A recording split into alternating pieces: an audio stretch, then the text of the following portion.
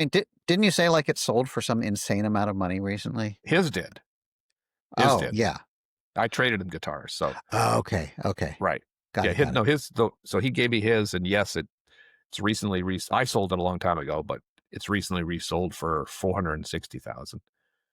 That's just, it's just insanity. I know. That's like a nice house in, the majority of America. Right. It's more than the house that we just got here in Portland, Oregon. Right. That's But it does have, unfathomable. it has Kurt's writing on the guitar, and it has my name on it. So whoever has that Right. guitar has to look at my name all the time, which is kind of funny. But actually, hopefully they're a Granny's fan. Yeah, there's people on the internet who are just like obsessive about things, and anything obviously to do Nirvana, there's just obsessive. Yeah, yeah. Some guy did this interesting thing. He contacted me. He was very polite, and he does things on Nirvana guitars. He does these long, I don't know, almost like half-hour long exposés of the history of this guitar, blah, blah, blah. So he reached out, and he wanted to do a story on not the guitar that Kurt gave me that ended up selling for tons of money, but the guitar I gave him, because it was the only Gibson SG that Kurt ever played. And it actually appeared in a lot of Charles Peterson's photographs. It's actually on the cover. Kurt playing my guitar is on the cover of Charles Peterson's last photography book.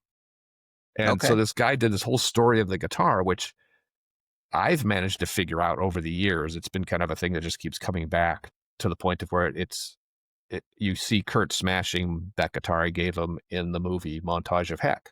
Really good footage of that. And he smashed it in Tijuana. So it's this big, long thing about this guitar, starting when I bought it used in Somerville, Mass. In 88, I guess, or so. Just, it's an interesting concept for like the history of a guitar. And then he even rebuilt it. He even went out and bought an SG and painted it and reconfigured it all the same way. In other words, he recreated it. Just as like the character in the video kind of thing? He recreated it the way Kurt had recreated my guitar. Because I paint all my guitars. I paint all my equipment. I paint my amps. I paint my guitar. I have an art degree. Anyway, so the guitar I gave him that's why you're on the Creative Asylum. Thank you. I never had a guitar stolen. No one ever stole any of my equipment, I think, because it looks so crappy. But anyways, so the guitar I gave Kurt was all painted. It was orange. It had writings that I copied from Jenny Holzner, the artist, New York artist who works with just words. And then Kurt painted it blue. He changed the pickups. He did weird stuff to it, like he took out a tone knob and made the input jack there. And, originally he'd taken my guitar because it was broken and he could fix it and smash it again. But before he smashed it, he played it a bunch of times and he did all these weird things to it. So anyway, this guy, I was going to call him a kid, but he's just younger than me, which a lot of people are. Yeah. He recreated the guitar. Like, in other words, he changed the input to the tone knob, and I'm kind of impressed. The lengths people go to I don't know, do this stuff.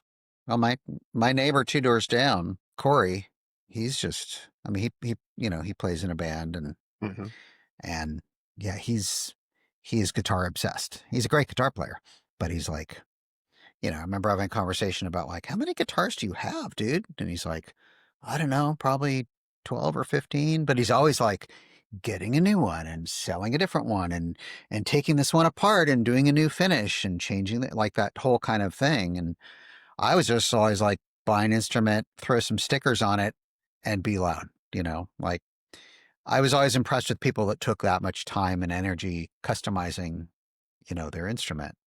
Yeah, they're definitely like aficionados. I mean, those type of people would look at me and like how I treated mine is like, you just slap that paint on there and then you rub it on the ceiling when you're playing and you do all the stuff to it. And they look at me in horror and I'm just like, it's a tool. It's a tool. Right. If it breaks, I'll get another one. And I just, and then they'll ask me all these technical questions like, what kind of pickups that one? I'm like, I don't know. Usually it's what came on the guitar, Right. they look at me like I'm a Luddite or something. Maybe I am, but I'm just like, well, I don't know. I mean, maybe that's just the spirit of like punk rock. You know, I don't I mean, know.